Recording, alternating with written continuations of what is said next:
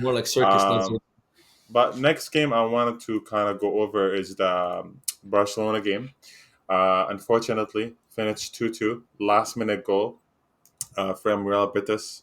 Again, we struggle to kind of close out games, and we overly rely on Yamal. I think that's one of our issues. Again, a young kid who's 16 should not be the person who's carrying this team. Uh, I think the team has a lot of good ability to score, but I don't Mhm. think we create amazing chances consistently. Exactly. That's our issue. Exactly. Like I remember we were talking about this, I think, and I was like, Nagelsmann's probably the one coach in the world who can give him any set of players, and he knows how to create, like knows how to make a team create chances. Hansi Flick has his like high pressing system, offside trap, where Get like the you ball try to win back. the Yeah, ball high up and like get a chance off of winning yeah, the ball back. yeah. But if you don't, like, do you really see patterns with him of like circulation through balls, like working the ball in and out, or doing Mhm. cutbacks? I don't see any of that, to be honest. No, It's I like agree. individual. Yeah. It's like individual moments. Yeah, yeah. There's no real structure in terms of the way we go on the offensive. Maybe there's a structure for build up for sure. I Yeah. just don't think it's like kind of what Pep has always talked about is giving the freedom to players in the final third.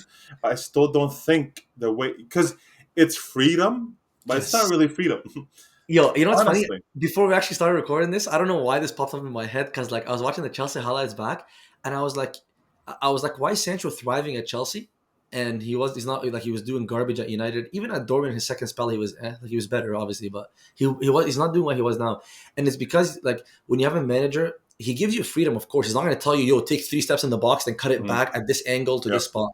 It's like, okay, try to take your guy on. If you can't take him on, then cut it back. Or you're gonna have Mhm. an overlap, or you're gonna have like an underlapping. He's gonna give you options, and then you make the decision of which one. Like in Yeah. training, you work on specific patterns, and then if you're a good player, of course, the rest is yours. That's what freedom is. But freedom isn't like, yo, these Do guys are whatever you chilling in want. the living room like all week, not training, and then they just show up and you start doing combinations 1-2. This is not them playing pickup. Like at the Yeah, end yeah. of the day, You you have can't do to have that. some sort of structure. It's high level play. Exactly. Yeah, again, Yamal to me, again, this is not a criticism to Yamal. In my opinion, I can't criticize a player No, that's playing at this level, at at this this age. age. But Yamal, I would say to him, is be more selfish, to be honest. Yamal's best attribute, I think, actually, out of all the games, is his passing. Because his ability for the decision making, it's not really his dribbling. He has good dribbling. But Yeah. it's not, I wouldn't say it's elite dribbling yet. I see that game, he dribbled through 4 players, made the pass, take the shot. Honestly, like sometimes, like I've seen Messi in the past where he just goes through all these players. Maybe the shot is not the best decision, but Mhm. it could either get you a rebound, could get you a corner. Like I'd rather you take these risks and become that player that is taking more responsibility to try to score than being the playmaker. At the end of the day, of course, being a playmaker could be an elite asset to the team, Mhm. but be more selfish. I don't mind. You're 17. You're growing. You're rising Legit. your game. Uh, but again, I think we just again the goal we conceded at the end. The cross shouldn't even be happening. It was an amazing finish, Oh, but to me, the cross shouldn't be happening in the first place. To be honest.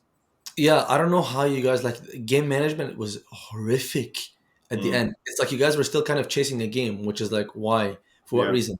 Yeah. Yeah. Like Yeah. put your foot on the ball and just like you see the game out. You don't have to keep chasing the game. But Yeah. also, like with Lamal, yeah, I think this is where you need a coach that actually focuses on individuals because it's gonna suck if he doesn't have a manager that develops him specifically because he needs to work on specific aspects of his game. Like you're saying, taking shots because I don't think players understand that like goal scorers happen or they come out from like it's like a numbers game. It's volume, like how many shots you Volume, take and confidence. Yeah. converting more. So like you can't just like expect to shoot 2-3 times in a game and hit 1 or 2 goals. You need to take like 5-6 shots, man. That's what the best players do. Like Yeah. 100. Ronaldo, percent as stupid as it looked, and people make fun of him for taking so many shots from every angle. Look how many goals he scored. Numbers Think don't lie. about think about the numbers of strikers that you always see. Top Mm-hmm. scorer, biggest chance missed.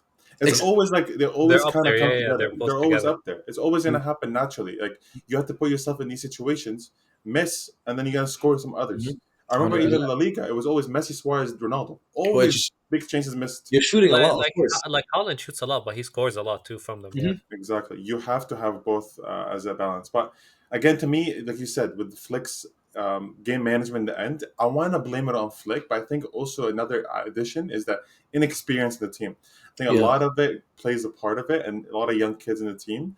But I think that's why he's trying to mix in the youth and more experienced players. you have a Uh, really young team. yeah, Like it's it's nice to have. It's nice vibes, I harmony's know nice, people trying exactly. hard. It's different. But at the end of the experience, as I always honed on, like after the Barcelona Madrid game, I was like, I feel like we're still an experience to say, oh, we're gonna win Champions League, or we're gonna dominate La Liga and win it by landslide.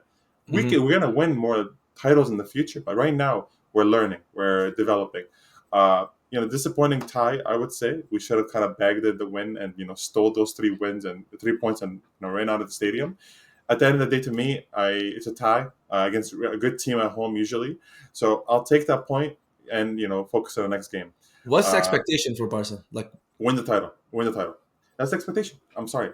That is what Flick has to no, do. but before the season started, what was your thing like? Oh, I would say compete for the title And what about because Champions League quarterfinals. and I then would Copa take a del Rey? Copa del Rey. I don't give a fuck about semifinals. I'll take. I will. I'll be so happy to get a semifinal. I want them just to experience that though. That's what I Yeah, want out of it. This team, they won't win Champions League, man. The high line for me, I'm very, very, very 50-50 on it. Very. again, Mariska, he actually mentioned that Ancelotti told him before that. You saw that?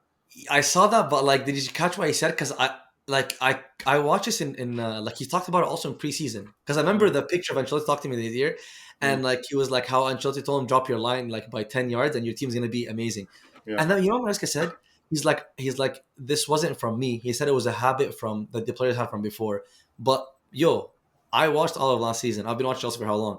Chelsea did not have a high line last High season. line, yeah. I think it genuinely like was a misunderstanding from the players plus Maresca because in preseason we were by the way we lost like 5 out of 6 games, but I swear to you, like I was like when you seen the style of play, I was so confident in him. Yeah. But But that's um preseason. That's what it's all about. It's not about the exactly, results. It's all about you know the. what I love about this guy? Every game we were improving, and you could tell the players are learning how to press, how to play out from the back, how to Mm, do certain patterns. But they kept losing, and of course, like from the outside, you check the score on any website you want, and you're like, oh my god, Chelsea 5 red results, losses, and one mm. green one against Celtic or Club America or something. To me, to me, maybe I sounded stupid to people because I'm like, yo, like this team is actually going to be good. Like you see them improve every single week or every single game. Yeah. But yeah, I just think it was a misunderstanding between like him, how high he wanted the players to press, and how high he wanted to keep up the line. It was just a Yeah. new Yeah. thing. Yeah. It makes sense. But yeah, it's Yeah. interesting that Yeah, I think we can go in depth later, but highline to me, man, is so risky. You almost don't even want to blame the players sometimes because like of course you get someone offside for 9 out of the 10 times, and then the 10th time they score, like at the end Klopp of the day, if we lose, that's it. Klopp had it. Klopp had it in at Liverpool. I think during the COVID season or a season after COVID, and midway through the season he dropped it. He was like, "Yo, it was not working." I And yo, really think Flick will drop it.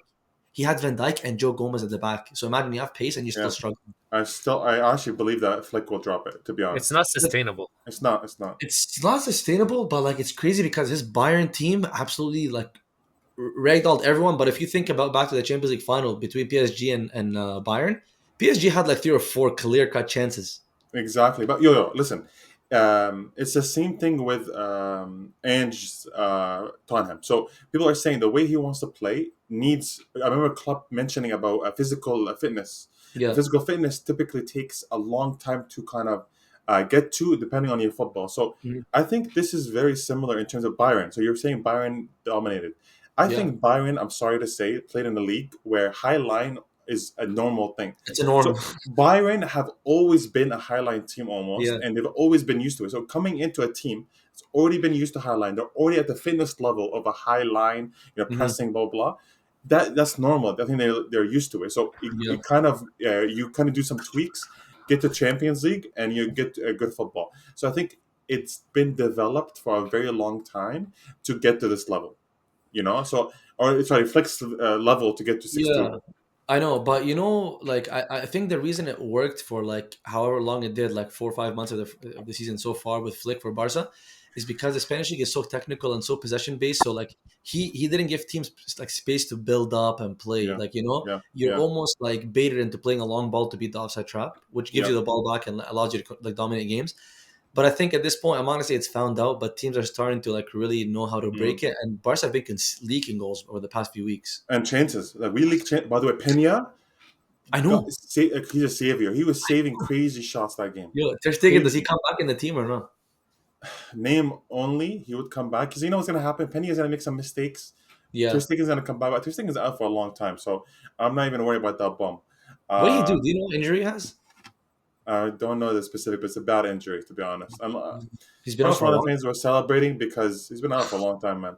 Listen, Ter Stegen has been on decline for a while. I don't I ever know. wish injury, but Pena, maybe this is a time for him to kind of win some fans over, the manager over, and get some more game. Yeah, Szczesny is not playing a single game, and I'm I actually know. happy about that. Szczesny is a fucking backup keeper. Why do people want him to start over Pena? Wait, people I want mean, him in? Chesney retired. No, it was just No, no, like he him came with back. his. He came Yeah, back. retired. I came out. People want Chesney in. Some people want Chesney to start, and I'm like, why? Like Pena growth, you develop him, you keep him as a solid second. Chesney is for the last resort as a keeper. Yo, I Uh, think people are. I don't. People are just idiots. People are idiots and they go off names. That's it. Yeah, I names. swear. It's yeah. But yeah, we'll see what happens with Barcelona. I think we dropped the high line to be honest, and hopefully, I don't think so. uh, Yet managers are way too egotistical yeah, to change the way of play. or at least we calm it down. At least.